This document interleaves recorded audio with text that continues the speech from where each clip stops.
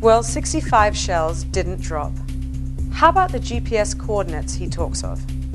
The attacks on these medical spaces seem to be so consistent that the Tamil government doctors requested the ICRC to stop providing the coordinates to the government. The ICRC வந்து fix அடித்து இந்த வைத்தியசாலையை உறுதிப்படுத்ததை மற்ற தமிழ் டாக்டர்கள் மறுத்தார்கள் என்று சொல்லதை நான் அதை முற்றுமுழுதாக மறுக்கிறேன். ஏனென்றால் இந்த விடயத்தில் வந்து அங்கே வைத்தியர்கள் வேலை செய்யணுங்க இந்த விடயத்தை முதல் தொடக்கத்திலிருந்து அது நான் என்னுடனே நேராக கழித்து என்னுடைய வைத்தியசாலைகள் எது மத்தளம் வைத்தியசாலையை எனக்கு அவ்வளோ தெரியாது. இந்த மத்தளம் வைத்தியசாலை நான் முதல் ஆரம்பத்தில் வேலை செய்துட்டு அப்புறம் கிடக்கிட தான் போய் இந்த மெட்டர்னிட்டி கேஸில் செய்துட்டு வரணும். அதுக்கு டாக்டர் வரதராஜா தான் இன்சார்ஜாக இருந்தவர். ஆனால் வள்ளிமலம் வைத்தியசாலை சரி, முள்ளியாக்கள் மேற்கு, ஆனந்தபுரம், முள்ளியாக்கள் கிழக்கு, வெள்ளாமுள்ளியாக்கள் வைத்தியசாலை போன்றதுக்கு நான் பொறுப்பு வைத்திய அதிகாரியாக இருந்தேன். அது தொடர்ச்சியாக தேவிபுரம் போன்ற பகுதிகளில் தொடர்ச்சியாக அந்த இடங்களில் ஒவ்வொரு வைத்தியசாலையிலும் ஐசிஆர்சி ஃபிக்ஸ் அடித்தா இதை பற்றி எந்தவித வைத்தியர்களும் என்ன அப்படி செய்ய வேண்டாம் என்று முரண்படவில்லை. When we are moving or working our hospital during the war time, all our makeshift hospital, we inform to Health Ministry over the phone and written the letter, as well as we inform to ICRC also. We maintain up to the final day, May 15th also, we inform where we are working. Twice a week or monthly we send a situation report to Health Ministry. We give all our hospital details and staff details and everything, and over the phone also we inform as much as possible. Despite the LTTE propaganda machinations propagating accusations of shelling of medical centres, in reality only one such occurrence was actually reported during the entirety of the conflict. This was in Puthukudi Hospital in February 2009. Yet Gordon Weiss is intent on pushing the LTTE lie. Perhaps Gordon Weiss is not lying. Maybe he was misled, just as he was misled about the civilian deaths. Either way, Gordon Weiss's reliable sources on the ground seem to have failed to mention that the LTTE deliberately moved command centres and artillery guns into hospital premises and no-fire zones. In Pudukudirappu Government Hospital, 2 cells fell within the premises of government hospitals. But at the time ICRC also there. But ICRC also confirmed. I spoke to one ICRC officer. He said LTTE had a commanding center for their military operation very close to within the 100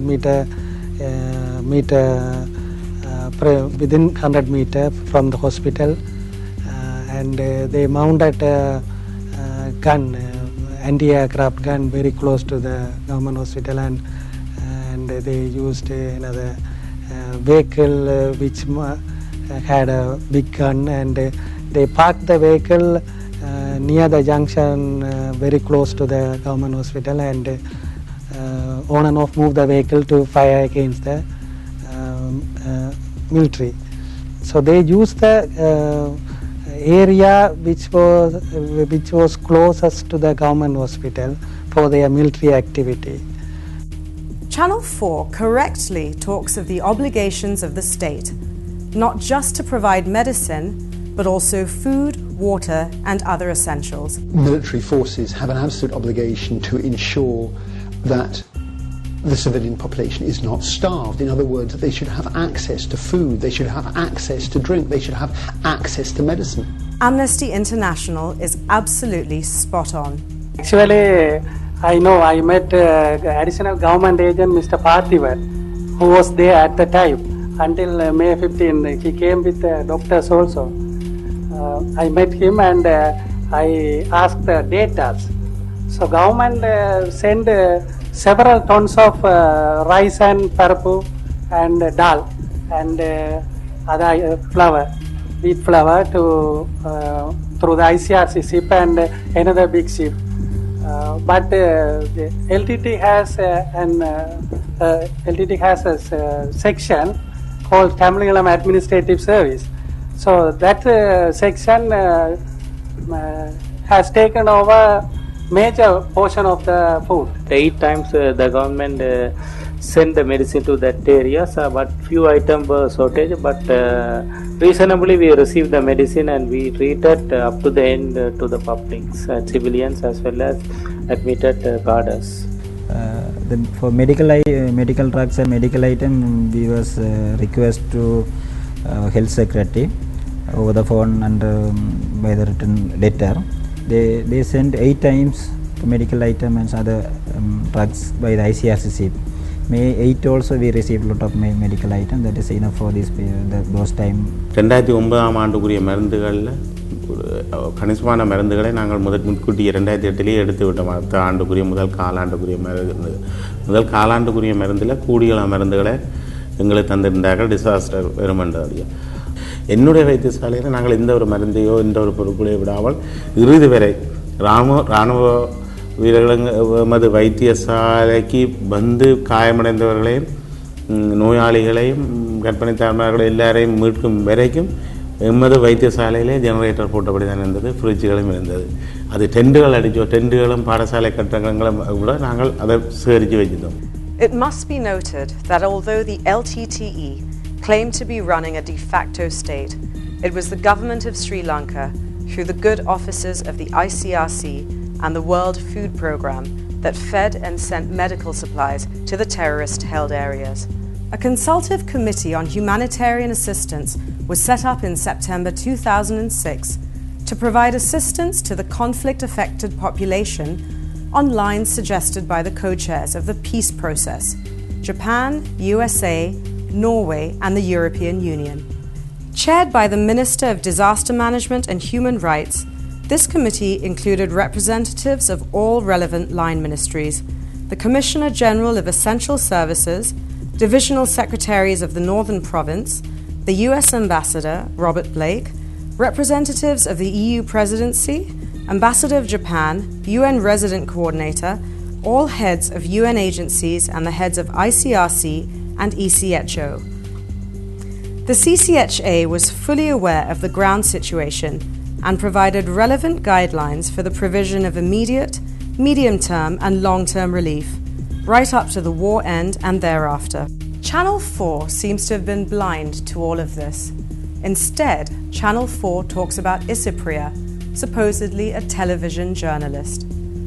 However, Channel 4, perhaps realizing that the world had no sympathy for suicide bombers, edited out their own story regarding Isipriya. This is what Channel 4 did not show you this time around. Isipriya, a fully signed-up member of the Liberation Tigers of Tamil Eelam, designated a proscribed terrorist organisation. Her lyrics glorify suicide bombing, which the LTTE pioneered. Here's the truth.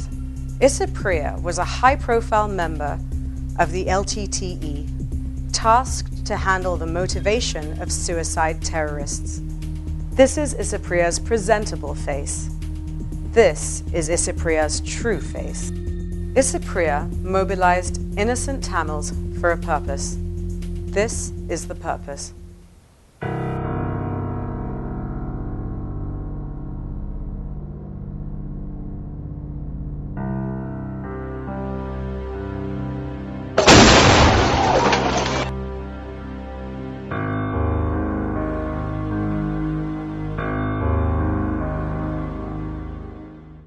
Most countries fighting terrorism adopt a standard military procedure of searching for hidden weapons, suicide jackets, and documents.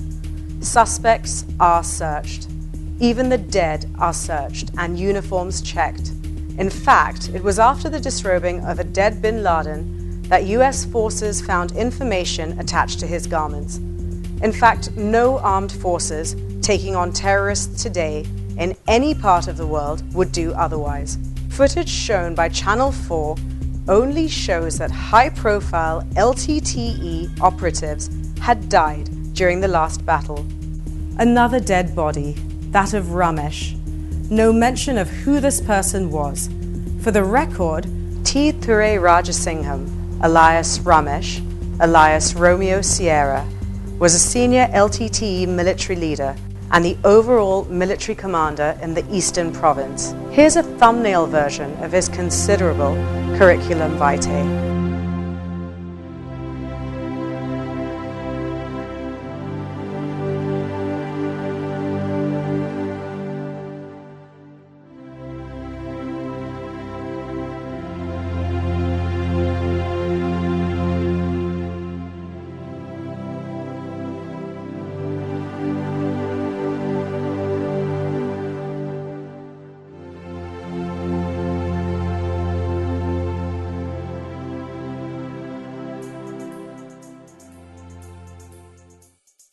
Just as Channel 4 ignored this terrorist's ruthlessness, Channel 4 underplayed the brutality of the LTTE. There's no mention of the LTTE shooting those who tried to escape. It was not a war without witnesses. The doctors saw. January 2009, people and ourselves, most of the doctors were frustrated, and we are frustrated what was happening there. And myself, I asked a lot of LTT second rank leaders, especially Politavan like that, to release the people, because LTT held the people forcefully. People want to move out from the LTT held areas to the government controlled areas, but they refused. He said they wanted to keep the people. They tried to exploit that condition to bring the international attention to Sri Lanka, and sometimes they might have hoped for international interference. So they forcefully held the people, and when sometimes people want to cross the from the LTT controlled area to government controlled area, when they try to cross that, people tried. Actually, people has taken the risk to cross that lagoon to escape from the LTT held area. But these people started to fire people. They said they are the protectors of Tamils, but at last they have started to fire, and they killed a lot of civilians. I saw that. The civilians here were witness to all this. கிளிநொச்சியில் 84ஆம் ஆண்டுலேருந்து கிளிநொச்சியில் குடியிருக்கிறேன். இந்த கிளிநொச்சியில் இப்போ இந்த யுத்த காலங்கள் முழு காலமும் இங்கே தான் நான் சேவித்து கொண்டிருக்கிறேன். இங்கே நாங்கள் பலதரப்பட்ட செய்திகள் எல்லாம் நேர கண்ணால் பார்த்தது செய்தது எல்லாம் எங்களிடம் நிறைய இருக்குது.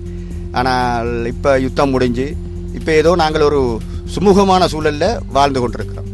முயற்சி செய்யக்க நான் கண்ணால் பார்த்தன் மக்கள் தப்புறத்துக்கு பல வழிகளில் முண்டி அடிக்க முயற்சி செய்தாங்க.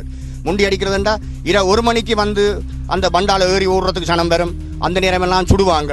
சுட்டு அதில் செத்தவங்க எத்தனையோ பேர் செத்தவங்க இருக்காங்க. ஒரு நாள் நான் பார்த்தேன் கடற்கரையில், மாத்தளன் கடற்கரையில் பிள்ளையார் கோயிலுக்கு நேராக பின்னால் ஒரு பெரிய ஒரு இளந்தார் 2 பேர் சுட்டு கடலால் மோதுது. அவன் மீது ரத்தம் கடலுக்குள்ளால போகுது. சுட்டு போட்டாங்க. என்னென்னா அவன் கடலால் தப்பி போக முற்பட்டான்னு சொல்லி.